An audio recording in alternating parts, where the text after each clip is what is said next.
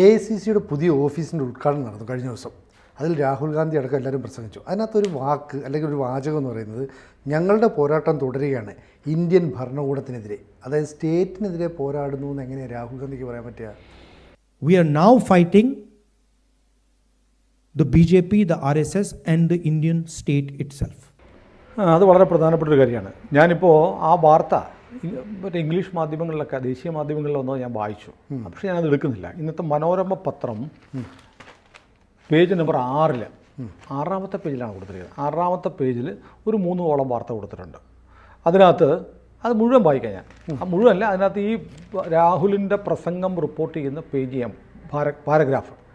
തിരഞ്ഞെടുപ്പ് കമ്മീഷൻ്റെ പ്രവർത്തനത്തിൽ നമ്മൾ തൃപ്തരല്ല. BJPക്കും RSSനും എതിരെ മാത്രമാണ് നമ്മുടെ പോരാട്ടമെന്ന് കരുതരുത്. തിരഞ്ഞെടുപ്പ് കമ്മീഷൻ്റെ പ്രവർത്തനത്തിൽ തൃപ്തരല്ല, കാരണം ജനങ്ങൾ വോട്ട് ചെയ്ത് ഇവരെ തോൽപ്പിക്കുകയാണല്ലോ. BJPക്കും RSSനും എതിരെ മാത്രമാണ് നമ്മുടെ പോരാട്ടമെന്ന് കരുതരുത്. അവർ നമ്മുടെ എല്ലാ സ്ഥാപനങ്ങളും പിടിച്ചെടുത്ത് കഴിഞ്ഞു എന്ന് പറഞ്ഞാൽ രാവിലെ RSSകാരും BJPക്കാരും വന്നിട്ട് ആദ്യമേ പോസ്റ്റ് ഓഫീസിലോട്ട് കയറും, പോസ്റ്റ് ഓഫീസ് പിടിച്ചെടുക്കും, പാർലമെൻറ്റിലോട്ട് കയറും, പാർലമെൻറ്റ് പിടിച്ചെടുക്കും. അങ്ങനെയാണോ സംഭവിക്കുന്നത്? അല്ലല്ലോ, തെരഞ്ഞെടുപ്പിലൂടെയാണ് പിടിച്ചെടുത്തത്. അതെ, സർക്കാർ കിട്ടിക്കഴിഞ്ഞാൽ പിന്നെ സർക്കാർ വിവിധ സ്ഥാപനങ്ങളിൽ സർക്കാർ നിയമനങ്ങൾ നടത്തും. അങ്ങനെയല്ലേ? സാഹിത്യ അക്കാദമിയിൽ പിണറായി വിജയൻ്റെ അധികാരത്തിൽ വന്ന സാഹിത്യ അക്കാദമിയിൽ പിണറായി വിജയൻ്റെ ആളെ വെക്കും. പക്ഷേ നരേന്ദ്രമോദി കേന്ദ്ര സാഹിത്യ അക്കാദമിയിൽ കഴിഞ്ഞ 10 വർഷമായിട്ടും ഒരു BJPക്കാരനെയും വെച്ചിട്ടില്ല. അതുകൊണ്ടാണ് കങ്കണ റണാവട്ട് എന്ന് പറയുന്ന MP അവരഭിനയിച്ച് അവർ സംവിധാനം ചെയ്യുന്ന ഒരു സിനിമയുണ്ട്, എമർജൻസി. അത് ഇതുവരെ സെൻസർ ബോർഡ് അംഗീകാരം കൊടുത്തിട്ടില്ല. കാരണം സെൻസർ ബോർഡിൻ്റെ തലപ്പത്തിരിക്കുന്നത് അന്തം കമ്പികളാണ്. അവരെ പോലും നരേന്ദ്രമോദി മാറ്റിയിട്ടില്ല. അത് പോട്ടെ, പ്രസംഗത്തിലേക്ക് തിരിച്ചു വരാം. നമ്മളിപ്പോൾ BJPക്കും ഇനിയാണ് ഏറ്റവും പ്രധാനപ്പെട്ടത്. നമ്മളിപ്പോൾ BJPക്കും RSSനുമെതിരെ മാത്രമല്ല, ഇന്ത്യൻ സ്റ്റേറ്റിനെതിരെയാണ് പൊരുതുന്നത്. ഇന്ത്യൻ സ്റ്റേറ്റിനെതിരെയാണ് പൊരുതുന്നത് എന്ന് പറഞ്ഞിട്ട് മനോരമയുടെ ഒരു ആത്മകഥം അത് കേൾക്കണം നിങ്ങൾ. ഇത് രാഹുൽ പറഞ്ഞത് ഇങ്ങനെ, ഇത് നാക്കുപിഴയാണോ അല്ലെങ്കിൽ മറ്റെന്തെങ്കിലും അർത്ഥത്തിൽ പ്രയോഗിച്ചതാണോ എന്ന് കോൺഗ്രസോ രാഹുലോ വ്യക്തമാക്കിയിട്ടില്ല. അപ്പോൾ മനോരമയ്ക്ക് മനസ്സിലായി അത് ശരിയായില്ല എന്ന്, പണി പാളിയെന്ന് മനസ്സിലായി. അതുകൊണ്ട് മനോരമ ഒരു ജാമ്യം എടുത്തു. ഒന്നെങ്കിലും നാക്കുപിഴയായിരിക്കും, അല്ലെങ്കിൽ വേറെ എന്തെങ്കിലും അർത്ഥത്തിൽ രാഹുൽ പറഞ്ഞതായിരിക്കും എന്നാണ് മനോരമയുടെ കമൻറ്റ് വെച്ചിരിക്കുന്നത്. അപ്പോൾ കമൻറ്റ് മനോരമ വെക്കണമെങ്കിൽ അത് ശരിയായില്ല എന്ന് മനോരമയ്ക്ക് തോന്നിയിട്ടുണ്ട്. അപ്പോൾ വേറെ എന്തെങ്കിലും അർത്ഥം ഈ ഇന്ത്യൻ സ്റ്റേറ്റ് എന്ന് പറയുന്നതിന് ഉണ്ടോ എന്ന് നമുക്ക് നോക്കാം. അതോടൊപ്പം തന്നെ ഈ രാഹുലിൻ്റെ പ്രസംഗത്തിൻ്റെ ആ ഭാഗം കൂടെ ഒന്ന് കേൾക്കട്ടെ പ്രേക്ഷകർ. ഇനിയിപ്പോൾ ഞാൻ ഗൂഗിൾ ചെയ്തു, what is A state with example. ഞാൻ ഗൂഗിൾ ചെയ്ത് നോക്കി. അപ്പോൾ ഗൂഗിൾ BJPക്കാരുണ്ടാക്കുന്നതല്ലല്ലോ, BJP വിരുദ്ധരാണ്. ഇന്ത്യക്ക് ഹിന്ദുയിസം, BJP, ഇന്ത്യ ഇതിനൊക്കെ എതിരാണ് ഗൂഗിൾ എന്നാണ് പൊതുവെ പറയപ്പെടുന്നത്. ഗൂഗിളിൽ ഞാൻ നോക്കിയപ്പോൾ സ്റ്റേറ്റിൻ്റെ നിർവചനം കൊടുത്തിരിക്കുന്നത്, we frequently misuse the term nation, state and nation. State, നമ്മൾ നേഷൻ, സ്റ്റേറ്റ്, രാജ്യം ഇതൊക്കെ തമ്മിൽ നമുക്ക് മാറിപ്പോകാറുണ്ട്. States are defined by sovereignty over territory and a group of people. They are what we commonly call countries. The United States, Great Britain and Nigeria are examples of states. അതിൻ്റെ പ്രസക്ത ഭാഗം ഇങ്ങനെയാണ്, states are defined by sovereignty over territory and a group of people. ഒരു ഭൂവിഭാഗത്തിൻ്റെ മേലും അവിടുത്തെ ജനങ്ങളുടെ മേലും പരമാധികാരമുള്ള സംഗതിയാണ് state. They are what we commonly call countries. അത്തരം സംഭവത്തിനെയാണ് നമ്മൾ രാജ്യങ്ങൾ എന്ന് വിളിക്കുന്നത്. ഒരു ഭൂപ്രദേശം വേണം, ആ ഭൂപ്രദേശത്തിൻ്റെ മുകളിലും അവിടെ താമസിക്കുന്ന ജനങ്ങളുടെ മുകളിലും പരമാധികാരം, സോവർണിറ്റി ഉള്ളത് സ്റ്റേറ്റാണ്. അതിനെ കൺട്രി എന്നും വിളിക്കും. ഇനി മറ്റൊന്നുകൂടെ നോക്കാം. A country considered as an organised political community controlled by one government. ഒരു ഗവൺമെൻറ് ഒരു രാഷ്ട്രീയ സംഘടനയെ, രാഷ്ട്രീയമായി സംഘടിപ്പിക്കപ്പെട്ട ഒരു കമ്മ്യൂണിറ്റിയെ, അതാണ് രാജ്യം, കമ്മ്യൂണിറ്റിയുള്ള ഒരു രാജ്യത്തെ കൺട്രോൾ ചെയ്യുന്നതാണ് സ്റ്റേറ്റ്. എന്നിട്ട് ഉദാഹരണം കൊടുത്തിരിക്കുകയാണ്, India has been an independent state since 1947. 1947 മുതൽ ഇന്ത്യ ഒരു സ്റ്റേറ്റാണ്. അപ്പോൾ സ്റ്റേറ്റ് എന്ന് പറഞ്ഞാൽ എന്താ? BJP സർക്കാരല്ല. സ്റ്റേറ്റ് എന്ന് പറഞ്ഞാൽ രാജ്യമാണ്. രാഹുൽ ഗാന്ധി എന്താ പറഞ്ഞത്? നമ്മളുടെ പോരാട്ടം BJPക്കെതിരെയാണ്, RSSനെതിരെയാണ്, സ്റ്റേറ്റ് ഓഫ് ഇന്ത്യൻ സ്റ്റേറ്റിനെതിരെയാണ്, രാജ്യത്തിനെതിരാണ്. ഇന്ത്യൻ ഭരണകൂടത്തിനെതിരെയാണ്. നമ്മൾ ഈ അപകടങ്ങളൊക്കെ ഉണ്ടാകുമ്പോഴത്തേക്ക് ജില്ലാ ഭരണകൂടം അവിടെ ഇടപെട്ടു, ജില്ലാ ഭരണകൂടം രക്ഷാപ്രവർത്തനം ആരംഭിച്ചു എന്ന് പറഞ്ഞാൽ ആരാ? അത് പിണറായി വിജയനാണോ? അല്ല, അല്ല, സംസ്ഥാനമാണ്. അതാണ് ഗവൺമെൻറ് മെഷീനറി, സർക്കാർ മെഷീനറി, സർക്കാർ യന്ത്രം. സർക്കാർ യന്ത്രത്തിന്, ഭരണകൂടത്തിന് പിണറായിയുടെ മുഖമല്ല, മോദിയുടെ മുഖമല്ല, അതൊരു സ്ഥിരം എൻറ്റിറ്റിയാണ് അല്ലേ, ഒരു ഭരണ സംവിധാനമാണ്. ആ സംവിധാനമാണ് സ്റ്റേറ്റ് എന്ന് പറയുന്നത്. ഇപ്പോൾ പിണറായി സർക്കാർ എന്ന് പറയുന്നുണ്ട്, പക്ഷേ കേരള സർക്കാർ എന്ന് പറയുന്നത് പിണറായി അല്ല, കേരള സർക്കാർ വേറെയാണ് അല്ലേ. കേരള സർക്കാരിൽ പിണറായിയാണ് ഇപ്പോൾ നയിക്കുന്നത്. അതെ. ഇന്ത്യ ഗവൺമെൻറ് എന്ന് പറഞ്ഞാൽ മോദിയല്ല, ഇന്ത്യ ഗവൺമെൻറ്റിനെ ഇപ്പോൾ നയിക്കുന്നത് മോദിയാണ്.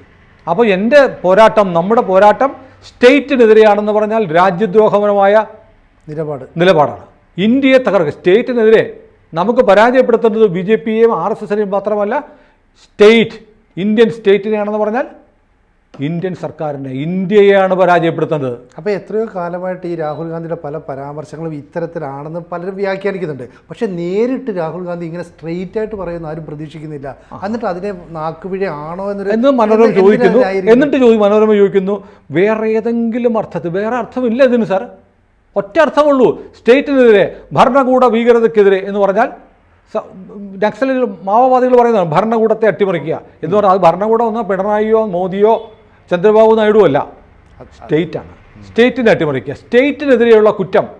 നമ്മൾ ശിക്ഷാ നിയമം എടുത്ത് നോക്കൂ, സ്റ്റേറ്റിനെതിരെയുള്ള കുറ്റകൃത്യങ്ങൾ എന്ന് പറഞ്ഞിട്ട് ചില വകുപ്പുകളുണ്ട് സ്റ്റേറ്റിനെതിരെ. അത് പിണറായി സർക്കാരിനോ മോദി സർക്കാരിനോ എതിരെയുള്ള കുറ്റകൃത്യങ്ങളല്ല. കള്ളനോട്ട് സ്റ്റേറ്റിനെതിരെ ഉള്ള കുറ്റമാണ്, ചാരവൃത്തി സ്റ്റേറ്റിനെതിരെയുള്ള കുറ്റമാണ്. അപ്പോൾ സ്റ്റേറ്റ് എന്ന് പറഞ്ഞാൽ രാജ്യമാണ്. ലോകത്തെല്ലായിടത്തും ഞാൻ പറഞ്ഞില്ലേ, ഈ ഗൂഗിളിലെ ഉദാഹരണത്തിൽ എന്താ പറയുന്നത്, സ്റ്റേറ്റിന് ഉദാഹരണം പറയാം. The United States, Great Britain and Nigeria are examples for state. 3 അവർ പറഞ്ഞുള്ളൂ. സായിപ്പിൻ്റെ ആണ് ഗൂഗിൾ എന്നുകൊണ്ട് അവരെന്ത് ചെയ്യുന്നു, US പറഞ്ഞു, ഗ്രേറ്റ് ബ്രിട്ടൻ പറഞ്ഞു, നൈജീരിയ പറഞ്ഞു, ഇന്ത്യ അതിനകത്ത് വരും, പാകിസ്ഥാൻ അതിനകത്ത് വരും, എല്ലാം സ്റ്റേറ്റാണ്. അപ്പോൾ സ്റ്റേറ്റിനെതിരെ യുദ്ധപ്രഖ്യാപനം നടത്തണമെന്ന് ആര് പറയുന്നു? രാഹുൽ ഗാന്ധി പറയുന്നു. പ്രതിപക്ഷ നേതാവ്. ഇക്കാലം അത്രയും നമ്മൾ രാഹുലിന് നക്സലൈറ്റുകളുടെ മുദ്രാവാക്യമാണ് എന്ന് പറഞ്ഞിരുന്നത് പരസ്യമായി രാഹുൽ ഗാന്ധി വിളിച്ചു പറഞ്ഞിരിക്കുന്നു. രാഹുൽ യഥാർത്ഥത്തിൽ രാജ്യസ്നേഹിയാണെങ്കിൽ, ഈ ഭാരതത്തോട് കൂറുള്ള ആളാണെങ്കിൽ രാഹുൽ പറയണം, എനിക്ക് നാക്കുപിഴ, ഞാൻ മോദി സർക്കാരിനെയാണ് ഉദ്ദേശിച്ചതെന്ന് പറഞ്ഞ് ക്ലാരിഫൈ ചെയ്യേണ്ട സമയം കഴിഞ്ഞു. 24 മണിക്കൂറും കഴിഞ്ഞിരിക്കുന്നു. ഇതുവരെ മിണ്ടിയിട്ടില്ല. മനോരമയാണ് രാഹുലിന് വേണ്ടി ഒരു വക്കാലത്തെടുത്ത്, ചിലപ്പോൾ നാക്കുപിഴയായിരിക്കും. അങ്ങനെ നാക്കുപിഴ സംഭവിക്കുമോ? കാരണം ഞാനിപ്പോൾ എടുത്തതൊക്കെ ബ്രിട്ടീഷുകാരൻ അല്ലെങ്കിൽ ഇംഗ്ലീഷുകാരൻ ഉണ്ടാക്കിയിരിക്കുന്ന ഡെഫിനിഷൻസാണ്. ഇംഗ്ലീഷ് വിദ്യാഭ്യാസം നേടിയ ആളല്ലേ രാഹുൽ ഗാന്ധി? സ്റ്റേറ്റ് എന്ന് പറഞ്ഞാൽ ഭരണകൂടമാണ്. ഭരണകൂടം എന്ന് പറഞ്ഞാൽ മോദിയല്ല, പിണറായി അല്ല, ചന്ദ്രബാബു നായിഡു അല്ല, സിദ്ധരാമയ്യ അല്ല എന്ന് അറിയാവുന്ന ആളാണ് രാഹുൽ ഗാന്ധി. ഇനി അറിയില്ല എങ്കിൽ ഇയാൾക്ക് ഇംഗ്ലീഷ് വിദ്യാഭ്യാസം കിട്ടിയെന്ന് പറഞ്ഞ് വെറുതെയാണ്. ഇയാളെ എങ്ങനെ രാജ്യത്തിൻ്റെ പ്രധാനമന്ത്രിയായിട്ട് നമ്മൾ കാണും? അത്ര ബോധം പോലും ഇല്ലെങ്കിൽ. അപ്പോൾ ഇത് വളരെ ഉള്ളിൽ കിടക്കുന്ന സാധനം പുറത്തേക്ക് വരികയാണ്. അപ്പോൾ എത്രയോ കാലമായിട്ട് ഇയാളെ മോൾഡ് ചെയ്തുകൊണ്ട് വന്നതിൻ്റെ കാര്യങ്ങൾ ഇയാൾ പുറത്തേക്ക്, ചൈനക്കാരും സോറോസും ഫണ്ട് ചെയ്തുകൊണ്ടിരിക്കുകയല്ലേ. അത് പ്രധാനപ്പെട്ട കാര്യമുണ്ട്. ഞാൻ രാഹുൽ ഗാന്ധി കുറ്റം പറയത്തില്ല. സോറോസിൻ്റെ പണം വാങ്ങി സോറോസ് പറയേണ്ടത് ചെയ്യേണ്ടി വരുന്നത് എന്തുകൊണ്ടാണെന്ന് അറിയാം. ഇന്ത്യയിൽ എത്ര സംസ്ഥാനമുണ്ട് സാർ? ആകെ 2 സംസ്ഥാനമായിട്ട് ഭരിക്കുന്നത് അല്ലേ, ഹിമാചൽ പ്രദേശ്, പിന്നെ കർണാടക, പിന്നെ ഒരു സ്റ്റേറ്റ് കൂടെ ഉണ്ടോ? പിന്നെ ഛത്തീസ്ഗഡിൽ ഇവരുമായിട്ട് ചേർന്നിട്ട് എന്തെങ്കിലും ആട്ടെ, 2 സ്റ്റേറ്റ് കൂട്ടിയാൽ മതി. 2 ഇതല്ലേ ഇത് ആപത്തുള്ള സ്റ്റേറ്റ് ഇതൊക്കെയാണ്, കർണാടകയും ഹിമാചൽ പ്രദേശും. ഇവിടുന്ന് ആണ് ഫണ്ട് കിട്ടുന്നത്. ഇനി കേരളം കിട്ടിയാൽ കേരളം പിടിക്കണമെന്ന് അവർ ആഗ്രഹിക്കുന്നതിൻ്റെ കാരണം ഇവിടുന്ന് കാശ് കിട്ടുക എന്നുള്ളതാണ്. കേരളത്തിൽ ഒരു കാരണവശാലും കോൺഗ്രസ് അധികാരത്തിൽ വരരുത് എന്ന് അമിത്ഷാ ആഗ്രഹിക്കാൻ കാരണം ഇവിടെ കൂടെ ഭരണം കിട്ടിയാൽ ഇവിടുന്നും കൂടെ അവർക്ക് കാശ് കിട്ടും. അതുണ്ടാവരുന്നുള്ളതാണ് അമിത്ഷാ പറഞ്ഞ കോൺഗ്രസ് വിമുക്ത ഭാരതം കേരളം എന്ന് പറയുന്നത്. അവിടെ നിൽക്കട്ടെ. അപ്പോൾ കോൺഗ്രസിൻ്റെ അവസ്ഥ ഇങ്ങനെയാണ്. അപ്പോൾ എന്ത് ചെയ്യുന്നു? കോൺഗ്രസിന് ഫണ്ട് കിട്ടാൻ മാർഗ്ഗമൊന്നുമില്ല. അപ്പോൾ പിന്നെ ആരുടെയെങ്കിലും ഫണ്ട് മേടിക്കേണ്ടി വരും. സോറോസിൻ്റെ ഫണ്ട് മേടിക്കുന്നു.